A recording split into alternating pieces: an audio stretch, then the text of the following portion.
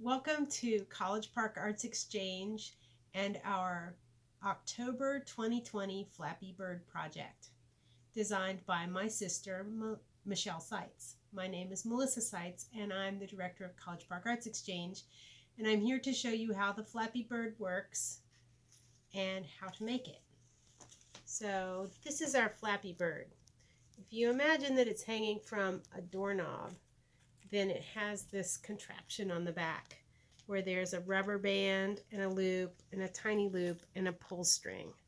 So I'm going to show you how all these things fit together to make the rubber band make the bird wings flap. And they do flap. It looks better when it's hanging actually from the knob. So we have some instructions. There are 3 pages of instructions with 18 steps. There's also this template, which you will need.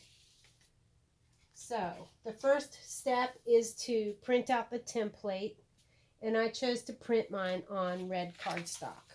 So this is regular red cardstock from the office supply stores, Raven Body Parts template. So you can see there's a body, which is this circle. There's a head, which is a little circle. There's a beak, which is the triangle.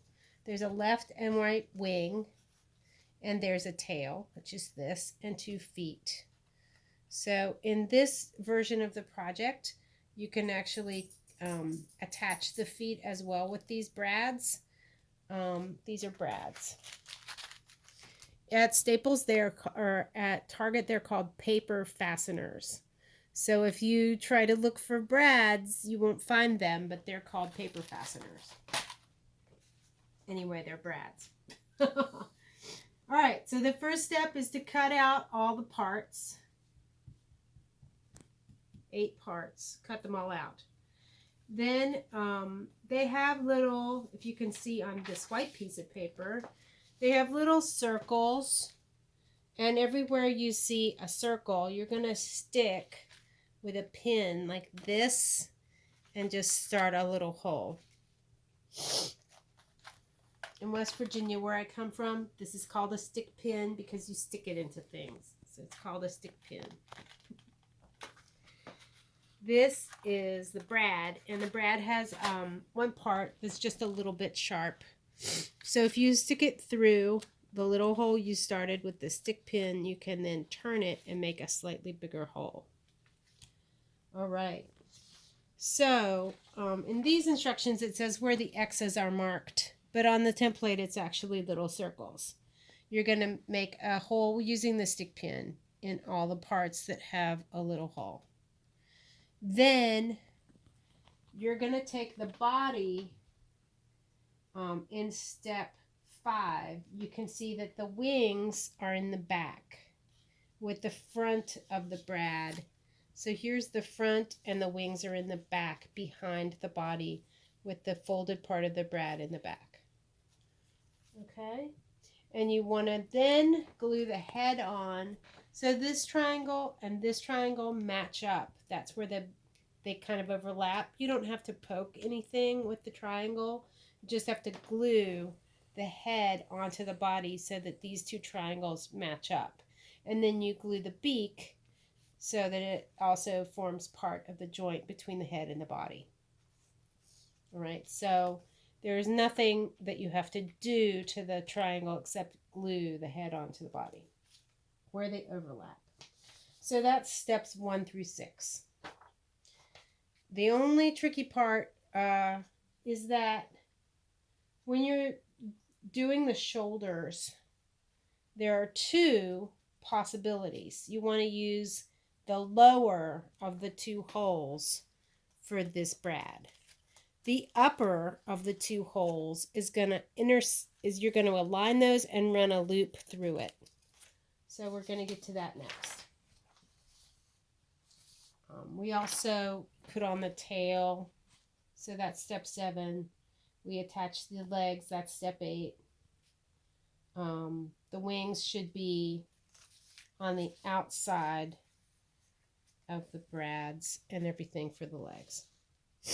Now, you're going to run this loop through the two parts of the shoulder when you align this hole, and you're going to stick the littlest loop of ribbon or raffia or what have you, so that you make a loop the size of a ring. That's step number 12. Make and tie off a loop between the upper holes of the wings. You will need to use the whole string and make a loop about the size of a ring. So that's what she's showing you to do here, and the brads are down here in the other little hole. Then you're going to start building this contraption. You're going to take a rubber band and cut it so that it becomes like a piece of rubber band. That's because you want to tie it to the correct size. All right, so now we're going to use the raffia to make different loops. So one loop is from the head. It's this top loop. That's where you're going to hang it on the doorknob, so it has to be big enough to hang on the doorknob. Okay? And it goes through right through the little head hole. Looks this hole on the template. Okay. Then there's another loop that's the size of a ring that you tied to go through this hole on the two wings. It went through both rings. It didn't go through the body. It just went through the two wings. And it makes one little loop of raffia the size that you could put your finger through.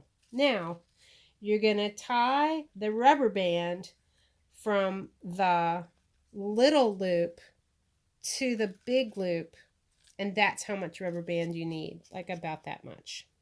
Then you're going to take a little more raffia and tie it so that it goes through the rubber band and through the wing loop. That's step 16. You'll have 3 interlocking loops. Head loop to rubber band to wing loop, and bottom string through the wing and the rubber band loop. So the bottom string is going through the wing and the rubber band loop. And then you can decorate the bottom of your pull string with a little bead. So the cameraman's going to follow me to the doorknob and show you that this actually does work. So here's the doorknob. Here's where you can flap the Flappy Bird's wings.